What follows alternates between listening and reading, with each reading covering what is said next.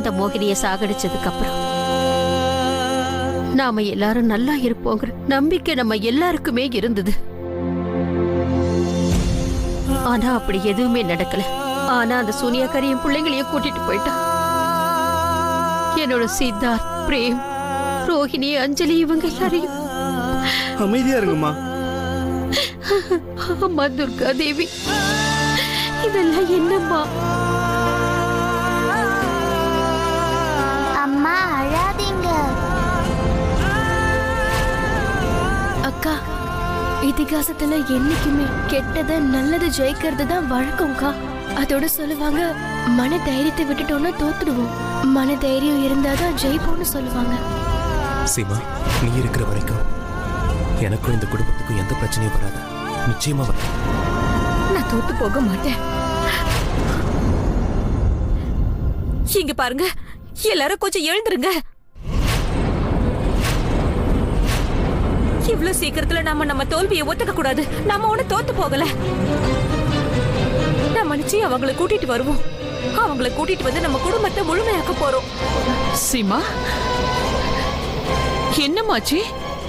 பெரியத்த, நீங்க தானே சொல்வீங்க என்ன வேணாலும் நடக்கட்டும், ஆனா முடிவு நல்லதுக்கு தான் கிடைக்கும்னு சொல்வீங்கல்ல.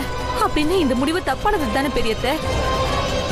இல்ல, இது ஒரு தப்பான முடிவு. நான் இதை ஏத்துக்கவே போறதில்ல. நீ என்ன சொல்ற சீமா? நான் சொல்றது கேளுங்க. இப்ப நம்ம அனுபவிச்சுக்கிட்டு இருக்கிற இந்த சூழ்நிலையில இருந்து நாம எல்லாரும் வெளியே வர்றதுக்கு ஒரு வழி இருக்கு.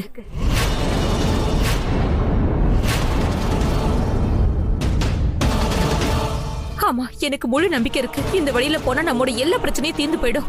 அதுக்கப்புறம் எல்லாரும் சந்தோஷமா இருப்போம். இனியும் நாம கவலைப்பட வேண்டிய அவசியம் இல்லைன்னு தான் சொல்றேன். நம்மோட எல்லா பிரச்சனைக்கும் தீர்வு காண்றதுக்கு ஏதாவது ஒரு க்ளூ நமக்கு கிடைக்கும்னு தான் சொல்ல வரேன். சீமா,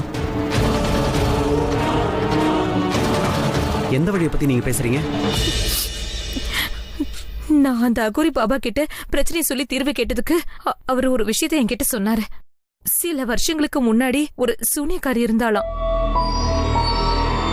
அவகிட்ட நிறைய தீய சக்தி இருந்துச்சாம். அவ வாழ்ந்துட்டு இருந்த நாட்டுல இருந்த மக்களை அவ ரொம்பவே கொடுமைப்படுத்தி சித்திரவதை பண்ணிருக்கா. அவளோட மோசமான நடவடிக்கையோட உச்சகட்டமா அவ குழந்தைகளை பலி கொடுக்க ஆரம்பிச்சா. அதனால அங்க இருந்த மக்கள் எல்லாம் இந்த பிரச்சனையை ராஜா கிட்ட கொண்டு போயிருக்காங்க. அவரும் அவளால ரொம்ப கஷ்டப்பட்டிருக்காரு. அதுக்கப்புறம் அவரு நிறைய பண்டிதர்கள், புரோகிதர்கள், ஞானிகள், அப்புறம் சாதுக்குள்ள வச்சு ஒரு பெரிய யாகம் பண்ணி அவளை அழிச்சிருக்காரு.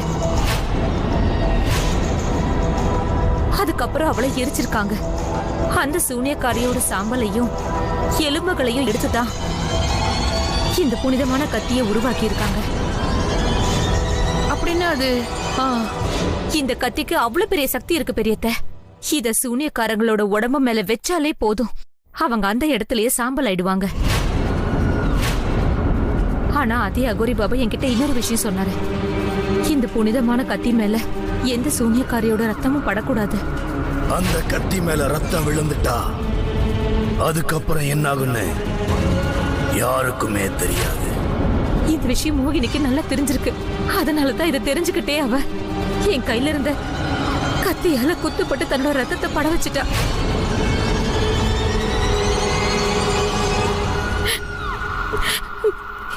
இப்ப என்ன விஷயம்னா, இன்னைக்கு நம்ம வீட்டுல நடந்த இந்த சம்பவம் ஏதோ ஒரு எதிர்விளைவை ஏற்படுத்த போகுது. ஆனா அது நிச்சயமா ஏதோ ஒரு கெட்டதை தான் ஏற்படுத்தும்.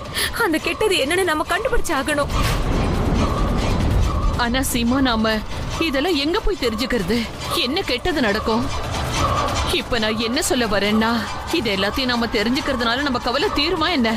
எப்படிமா நம்ம இதெல்லாம் உறுதியா சொல்ல முடியும்?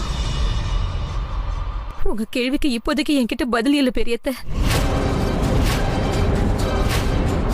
ஆனா ஒண்ணு மட்டும் தெரியும்.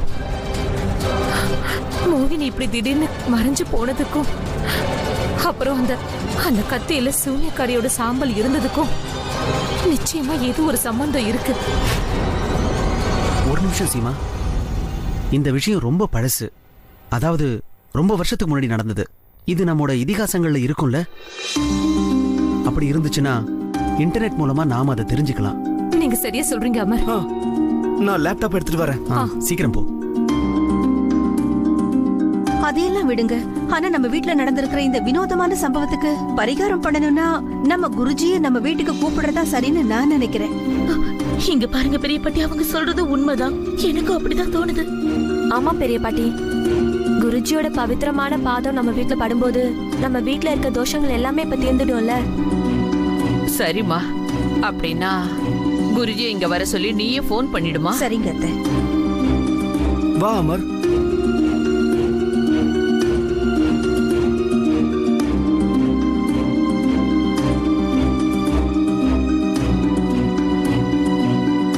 இதுல இது பத்தின எந்த இன்ஃபர்மேஷனும் கிடைக்கல. அமரண்ணா, ஒரு சைட் இருக்கு, அங்க எல்லா ராஜா மகாராஜாவை பத்தின ஹிஸ்டரி இருக்கும். அவங்கள பத்தின முழு விவரங்களும் அதுல இருக்கும். என்கிட்ட கொடுங்க, நான் செக் பண்ணி பார்க்கறேன்.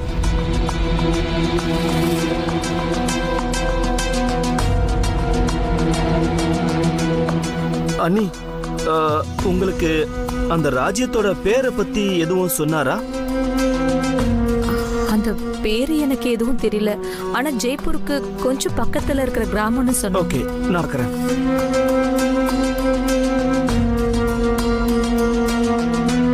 ஒரு நிமிஷம், இத பாருங்க.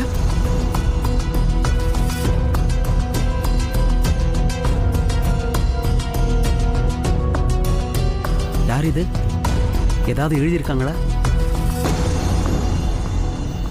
இவங்க பேரு இந்திராவதி. இந்திராவதியா? ஆமா. என்ன எழுதியிருக்காங்க? இவங்களுடைய பேரு இந்திராவதி, அப்புறம் இன்னொன்னு எழுதியிருக்காங்க, ராஜஸ்தான்ல இருக்கிற மிகப்பெரிய அரண்மனையோட நர்த்தகின்னு. இவங்களுக்கு மாய மந்திரமும் தெரியுமா? தன்னுடைய மாய மந்திர வித்தைகளை வச்சு ராஜாவை வசியம் பண்ண நினைச்சிருக்காங்க. ஆனா ராஜா அவருடைய மனைவி மேல ரொம்ப பிரியமா இருந்ததுனால இவங்களுடைய வசியத்துல அகப்படல. ஆனா ராஜாவை வச்சு தான் எப்படியாவது ஒரு மிகப்பெரிய சூனியக்காரியா ஆகிறதுக்கு இவங்க ஆசைப்பட்டிருக்காங்க. ஆனா ராஜா இவங்களுக்கு வசியப்படாததுனால ராஜாவுடைய தம்பியே இவங்க கல்யாணம் பண்ணிக்கிட்டாங்க. கல்யாணமான முதல் ராத்திரி அன்னைக்கே தன்னோட கணவரை பலி கொடுத்து அவங்க சக்தி வாய்ந்த சூனியக்காரியா மாறி இருக்காங்க. அட கடவுளே, அப்புறம் என்ன ஆச்சுன்னு பாருப்பா. பாட்டிமா, ஆனா இதுல இவ்வளவுதான் எழுதியிருக்கு. அதுக்கப்புறம் அந்த ராஜாவுக்கும் அவங்க குடும்பத்துக்கும் என்ன இருக்குன்னு எதுவுமே இதுல எழுதல. இவர் சொல்றத கேட்கும்போது அந்த அகோரி பாபா என்கிட்ட சொன்னது மாதிரியே இருக்கு. சங்கர், இதுல ஏதாவது இடத்தோட பேர் இருக்கா? அது எந்த இடம்னு ஏதாவது தெரியுதா? இதுல அந்த மாதிரி எதுவுமே எழுதல. பாரோகர். ஆனா பாரோகர்னு ஒரு இடம் இருக்குதா என்ன? இல்லப்பா, இத பத்தி நான் கேள்விப்பட்டதே இல்ல. சங்கர், இன்னொரு முறை பாருங்களேன், வேற ஏதாவது எழுதியிருக்கான்னு பாருங்க. சரிங்க அண்ணி. அண்ணி, இதுக்கு மேல இதுல எதுவுமே எழுதல. ஆனா இந்த பெயிண்டிங் சேல்ஸ்க்கு வருதுன்னு எழுதியிருக்காங்க.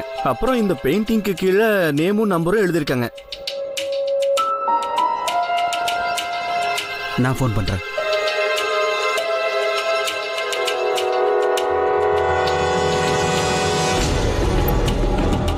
ரிங் போகுது, ஆனா யாரும் எடுக்க மாட்டாங்க. இப்ப என்ன ஆகும்? நம்ம என்ன பண்றது? பெரியத்த, எனக்கு என்னமோ இந்த பெயிண்டிங்கை ஃபாலோ பண்ணா நம்ம எல்லா பிரச்சனைக்கும் தீர்வு கிடைச்சிருன்னு தோணுது. அதனால எவ்வளவு சீக்கிரம் முடியுமோ இந்த பெயிண்டிங்கை நம்ம கண்டுபிடிச்சாகணும். அது எப்படி நீங்க முடியும்? கவலைப்படாதீங்க பெரிய பாட்டிமா, நான் போலீஸ் உதவியோட இந்த அட்ரஸை கண்டுபிடிக்கிறேன். சீமா, நம்ம நிச்சயமா அங்க போறோம். Hello inspector.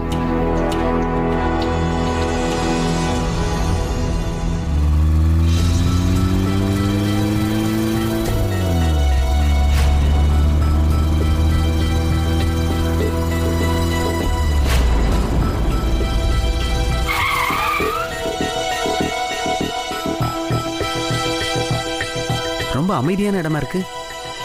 நாம தப்பான அட்ரஸ்க்கு வந்துட்டோமோ? இங்கிருந்து எதுவுமே தெரியலையே. எல்லா இடத்துலயும் மரமாவே தெரியுதுல்ல. கொஞ்சம் இறங்கி பார்க்கலாமா? சரி வாங்க.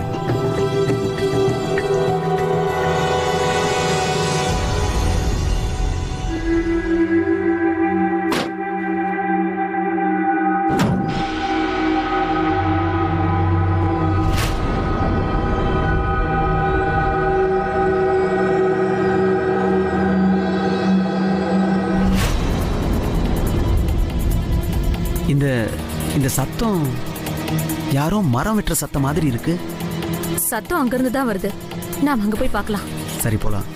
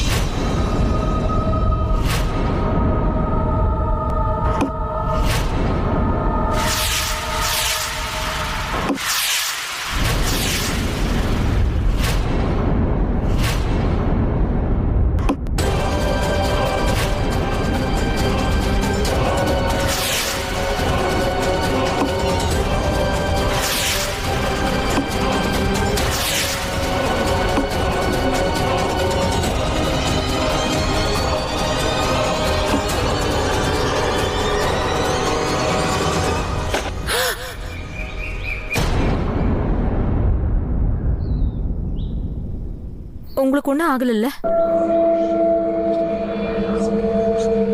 நீங்க எங்களை பார்த்து பயப்பட வேண்டிய அவசியம் இல்ல.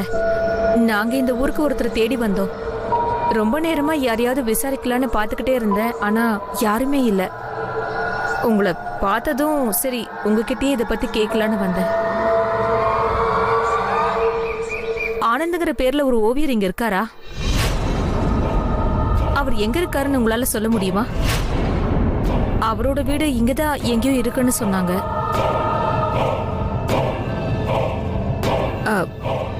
அந்த ஆனந்த் கிட்ட ஒரு பழைய ஓவியம் இருக்குன்னு கேள்விப்பட்டோம். அந்த ஓவியத்தை தேடிதான் நாங்க 2 பேரும் இந்த ஊருக்கு வந்திருக்கோம்.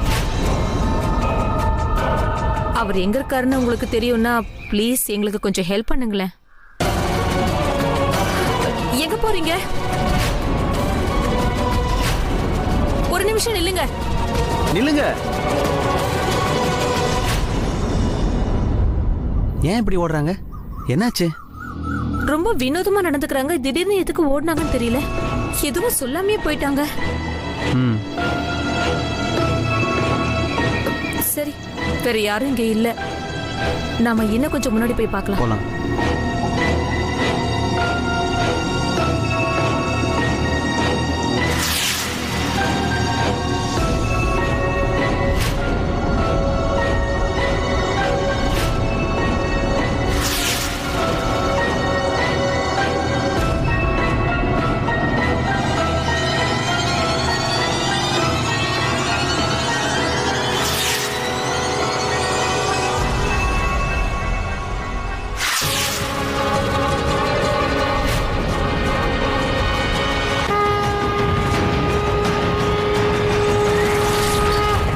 வருண் சார், இவ்வளோ கஷ்டமான கேசஸை பொண்ணுங்களுக்கு கொடுக்காதீங்கன்னு நான் ஏற்கனவே சொல்லியிருக்கேன். பொண்ணுங்களால இந்த மாதிரி கேசஸை ஹேண்டில் பண்ண முடியாது. ஓயா, எனக்காகவா? இந்த போட்டோஸ்லாம் எப்ப எடுத்தது?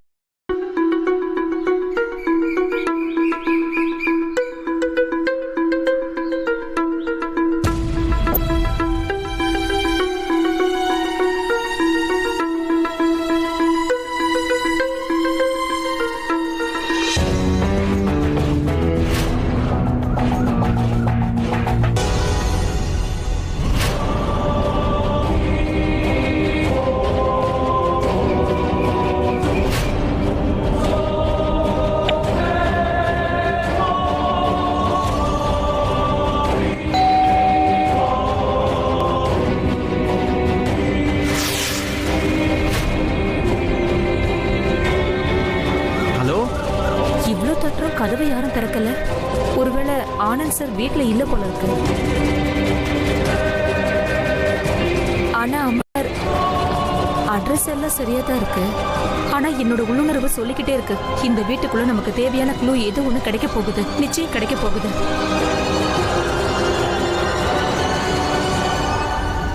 அட, கதவு திறந்துதான் இருக்கு. வீட்டுக்குள்ள ஏதோ கிடைக்குதுன்னா நாம ஏன் வெளியே நிக்கணும்? வாங்க போலாம்.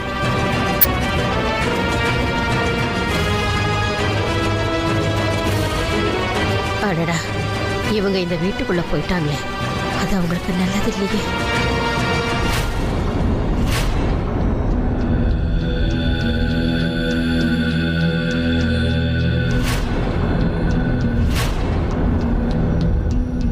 அமர், இவரோட பெயிண்டிங்ஸ் எல்லாமே ரொம்ப ரொம்ப அழகா இருக்குல்ல? லைட் சுவிட்ச் போட்டா இன்னும் நல்லா இருக்கும்னு நினைக்கிறேன். எதுவும் சரியா தெரியல. சரி, நீங்க இந்த பக்கம் தேடி பாருங்க, நான் அந்த பக்கம் தேடி பார்க்கறேன்.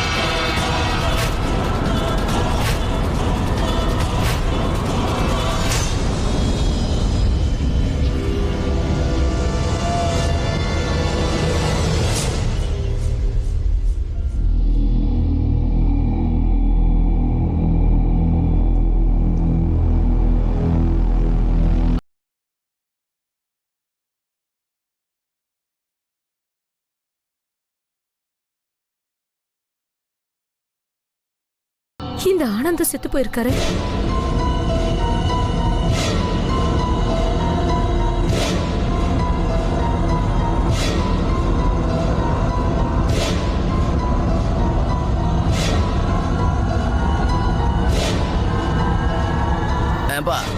இந்த பெயிண்டிங் ரொம்ப கனமா இருக்குல்ல? எது எப்படியோ இத வண்டியில ஏத்தி விட்டோம்னா போதும். இவங்க எந்த பெயிண்டிங்க பத்தி சொல்றாங்க? அப்படி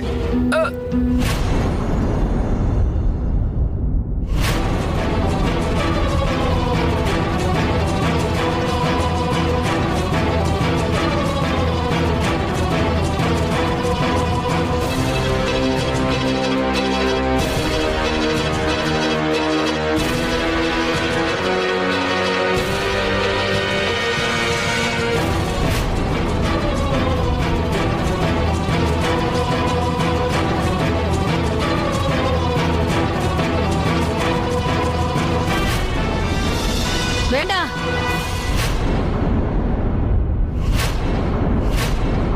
தயவு செஞ்சு அந்த படத்தை பார்க்காதீங்க. அது ஒரு அபசகுனம் பிடிச்ச படம். அங்க மரம் வெட்டிட்டு இருந்த அதே பொம்பளை தானே இவ? உங்களுக்கு தெரியாது. நான் சொல்றது உண்மைதான். இந்த ஓவியம் தான் ஆனந்த் ஐயாவோட உயிரையே பறிச்சது. எதுக்கு அங்க நிக்கிறீங்க? ஏன் ஒளிஞ்சிருக்கீங்க? வெளியே வாங்க. சொல்றேன்ல, இங்க வாங்க. எதை சொல்றதா இருந்தாலும் இங்க வந்து சொல்லுங்க. ஏமா, உங்களுக்கு என்ன பைத்தியமா? ஏதாவது ஓவியம் வந்து உயிரை எடுத்துடுமா என்ன? நான் சொல்றது எல்லாமே உண்மைதான். சார், அந்த அம்மா பைத்தியம் நினைக்கிறேன். அதான் இப்படி எல்லாம் பேசுறாங்க. கான்ஸ்டபிள், இந்த பொம்பளை எப்படிங்க? ஏ நில்லு, எங்க ஓடுற? நில்லு.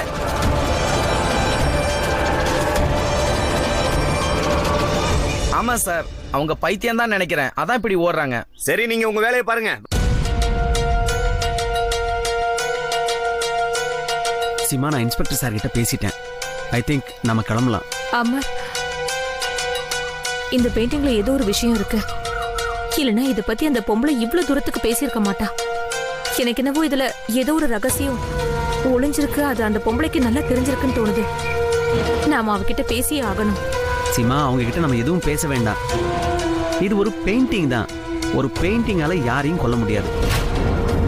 பெயிண்டிங்கை வரைஞ்சி வேணும்னா செவுத்துல மாட்டலாம். ஆனா அதை வச்சு யாரையும் கொல்ல முடியாது. இல்ல அமர், அன்னைக்கு மகா கும்பமேளால அந்த அகோரி பாபா என்ன என்கிட்ட சொன்னாரோ அதே தான் நாம இந்த பெயிண்டிங்கை பத்தி நெட்ல பார்த்தோம். இந்த ரெண்டு விஷயத்துக்கும் ஏதோ சம்பந்தம் இருக்கு. எனக்கு என்னவோ இந்த பெயிண்டிங்கை நம்ம வீட்டுக்கு கொண்டு போறதா நல்லதுன்னு தோணுது. நீங்க இதுக்காக போலீஸ் கிட்ட கொஞ்சம் பேசி பாருங்க. அதுக்குள்ள நான் அந்த பொம்பளையை ஃபாலோ பண்ணி போறேன். ஆமா சீமா, ஆனா- ப்ளீஸ் அமர், ப்ளீஸ் நான் சொல்ற மாதிரி செய்யுங்களேன். போலீஸ் கிட்ட இந்த பெயிண்டிங்கை கேளுங்க. அந்த அந்த ஓவியம் சாதாரணமானது இல்ல, அது அபசகுணமானது. அந்த படம் இல்ல. நில்லுங்க.